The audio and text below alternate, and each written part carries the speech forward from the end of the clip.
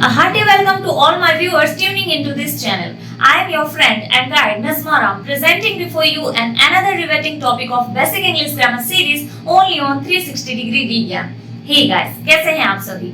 I wish and I hope you all are doing great in pursuit of your goal. Now let's come to the point. What is the topic that we are going to discuss today?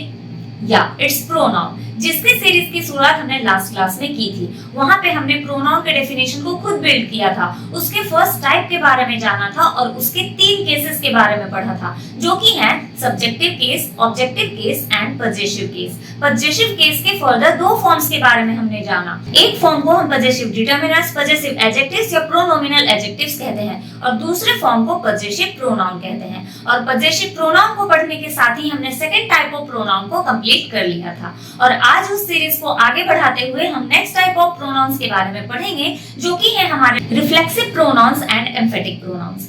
इन दोनों pronouns को एक class में पढ़ने का reason ये है कि ये दोनों में कुछ सिमिलरिटीज और कुछ डिफरेंसेस हैं, तो हम इन दोनों को कंपैरिजन के थ्रू पढ़ेंगे। एंड यू बेटर नो कि जब भी हम किसी भी टॉपिक को कंपैरिजन एंड कनेक्शन के थ्रू पढ़ते हैं तो हम उसके रिलेटेड एक clear and complete understanding gain करते हैं।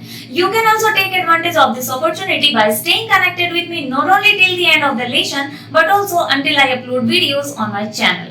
उसके लिए आपको करना होगा एक छोटा सा काम, लेके प्रभु का नाम कर दीजिए मेरे चैनल को subscribe and obviously don't forget to click the bell icon, क्योंकि उसी से आपको अपकमिंग वीडियोस के नोटिफिकेशंस मिलते रहेंगे, जिससे आप अपडेटेड रहेंगे। Now without beating around the bush more, let's kick off our class.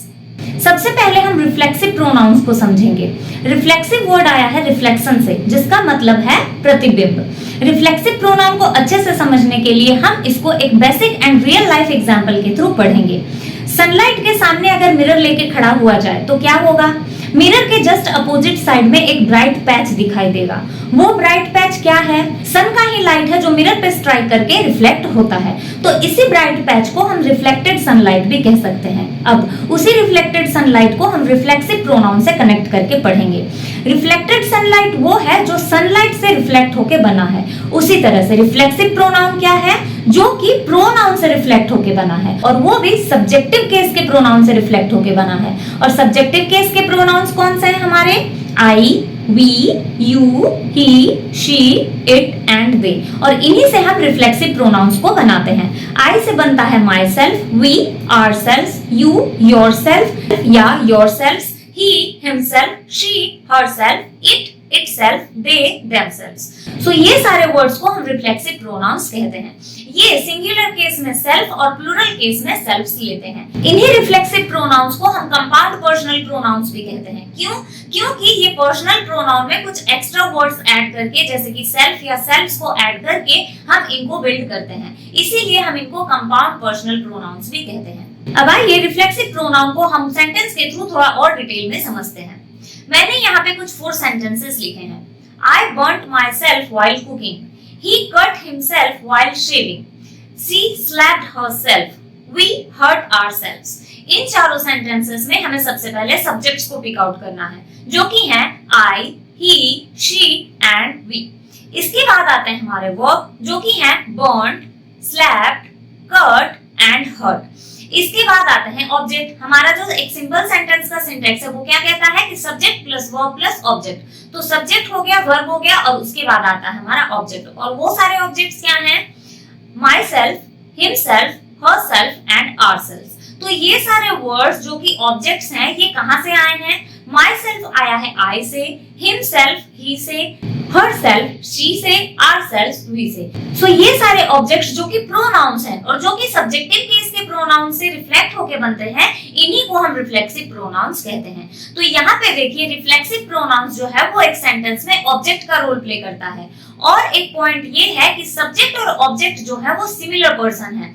I cut myself, that means कि मैंने खुद को कट किया, तो I और myself सिमिलर पर्सन है। He and himself, she and herself, we and ourselves। ये जो पर्सन यहाँ पे सब्जेक्ट और ऑब्जेक्ट में इंडिकेट हो रहे हैं, ये दोनों जो है वो सिमिलर हैं और इसीलिए हम इनको रिफ्लेक्सिव प्रोनाउन कहते हैं। सो रिफ्लेक्सिव प्रोनाउन वो हैं जो कि सब्जेक्टिव प्रोनाउन को रिफ्लेक्ट करते हैं, वो एक सेंटेंस में ऑब्जेक्ट का रोल प्ले करते हैं और ये ऑब्जेक्ट और सब्जेक्ट जो है वो सिमिलर होते हैं। तो इन तीनों पॉइंट्स को आप याद रखें और इसके थ्रू आप रिफ्लेक्सिव प्रोनाउन को बहुत अच्छे से समझ पाएंगे। अब नेक्स्ट स्टेप में हम एम्फेटिक प्रोनाउन को समझते हैं। एम्फेटिक वर्ड आया है एम्फसाइज से और इसका मतलब होता है जोर देना, इसीलिए हम एम्फेटिक प्रोनाउंस को एम्फसाइजिंग प्रोनाउंस भी कहते हैं। अब वो कौन सारे वर्ड्स हैं जिनको हम एम्फेटिक प्रोनाउंस कहेंगे? These are none other than the compound personal pronouns जिनको हमने रिफ्लेक्सिव प्रोनाउन कहा था और इन्हीं को हम एम्फेटिक प्रोनाउंस भी कहेंगे। तो क्या एम्फेटिक प्रोनाउंस और रिफ्लेक्सिव प्रोनाउंस एक ही ग्रामेटिकल कॉन्सेप्ट हैं? नहीं। Reflexive pronoun and emphatic pronouns के वर्ड्स भले ही सेम हो, लेकिन इनके मीनिंग एंड यूसेज में काफी डिफरेंस है। इसको समझने के लिए हमें इन दोनों को कंपैरिजन के थ्रू समझना होगा, लेकिन उससे पहले आइए हम एम्फेटिक प्रोनाउंस को थोड़े डिटेल में एग्जांपल्स के थ्रू समझते हैं। मैंने यहाँ पे कुछ सेंटेंसेस लिखे हैं, like I parked the car myself, he did it himself, she completed her work herself, they wrote a letter themselves। इन चारों सेंटेंसेस में हमें वही स्टेप्स फॉलो करने हैं जो हमने रिफ्लेक्सिव प्रोनाउन में किया था। सबसे पहले हमें सब्जेक्ट्स को फाइंड आउट करना है, जो कि हैं I, he, she and they। Second step में हमें वर्ब्स को पिक आउट करना है, जो कि हैं parked, did, completed, wrote। इसके बाद हमें ऑब्जेक्ट्स को फाइंड आउट करना है। ऑब्जेक्ट्स कौन से हैं? जो जस्ट आफ्टर वर्ब आते हैं, जैसे कि my car, it, her work, a letter. ये हमारे ऑब्जेक्ट्स हैं। तो सब्जेक्ट और वर्ब और ऑब्जेक्ट हमने पिक आउट कर लिया और ये एक कंप्लीट सेंटेंस बन गया। लेकिन ये हमारे पास कुछ एक्स्ट्रा वर्ड्स हैं। क्या हैं? Myself, himself, herself, themselves. ये वर्ड्स क्यों यूज हुए हैं? ये वर्ड्स इसलिए यूज हुए हैं ताकि ये सब्जेक्ट पे एक्स्ट्रा एम्फेसिस दे सके, कुछ जोर दे सके। तो I parked my car myself मतलब मैंने खुद कार को पार्क किया।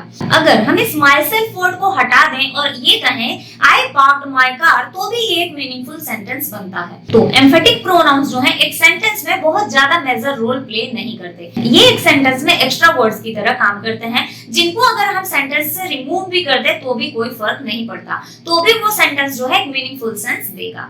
तो यहाँ पे हमने एम्फेटिक प्रोनाउन को बहुत अच्छे से समझा। अब नेक्स्ट स्टेप में हम रिफ्लेक्सिव प्रोनाउन और एम्फेटिक प्रोनाउन को कंपैरिजन के थ्रू पढ़ेंगे, ताकि हम ये डिफरेंशिएट कर पाएं कि वो जो कंपाउंड पर्सनल प्रोनाउंस है उनको हम कब रिफ्लेक्सिव प्रोनाउन कहेंगे और कब एम्फेटिक प्रोनाउन कहेंगे। The first difference is that कि रिफ्लेक्सिव प्रोनाउन जो है वो सब्जेक्ट को रिफ्लेक्ट करता है, बट एम्फेटिक प्रोनाउन सब्जेक्ट को एम्फसाइज करते हैं। सेकेंड पॉइंट ये कहता है कि रिफ्लेक्सिव प्रोनाउन जो है वो एक सेंटेंस में ऑब्जेक्ट का रोल प्ले करते हैं और वो ऑब्जेक्ट और सब्जेक्ट सिमिलर पर्सन होते हैं, बट एम्फेटिक प्रोनाउंस जो है ना तो वो ऑब्जेक्ट होते हैं और ना ही वो सब्जेक्ट से सिमिलर होते हैं। Third and the most important point ये है कि अगर एक सेंटेंस से हम रिफ्लेक्सिव प्रोनाउन को रिमूव कर देते हैं तो वो एक मीनिंगफुल सेंस नहीं देता है। For example, I cut my self while cooking. इस सेंटेंस में रिफ्लेक्सिव प्रोनाउन है हमारा माई सेल्फ। अगर माई सेल्फ को हम रिमूव कर दे तो सेंटेंस बनेगा I cut while cooking. So the question is I cut what और आई कट हुम। तो ये कंप्लीट सेंस नहीं देता है, इसीलिए हम रिफ्लेक्सिव प्रोनाउन को एक सेंटेंस से रिमूव नहीं कर सकते।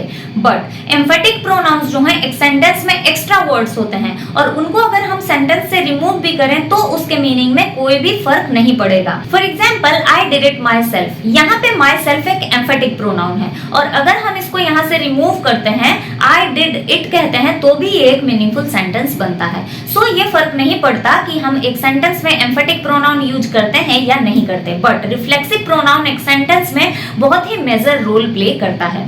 इन्हीं तीनों पॉइंट्स के थ्रू हम रिफ्लेक्सिव प्रोनाउन और एम्फेटिक प्रोनाउंस को बहुत अच्छे से समझते हैं और इनके बीच में डिफरेंशिएट कर पाते हैं। आई होप कि आज के टॉपिक को आपने बहुत अच्छे से समझा है। अगर आपको आज का लेसन हेल्पफुल लगता हो, then give it a thumbs up and share it with your friends those who are learning English. Don't forget to subscribe for more exciting lessons. Thanks for watching, guys. I'll see you in the next video. Until then, keep reflecting on and emphasizing yourself more. Bye bye.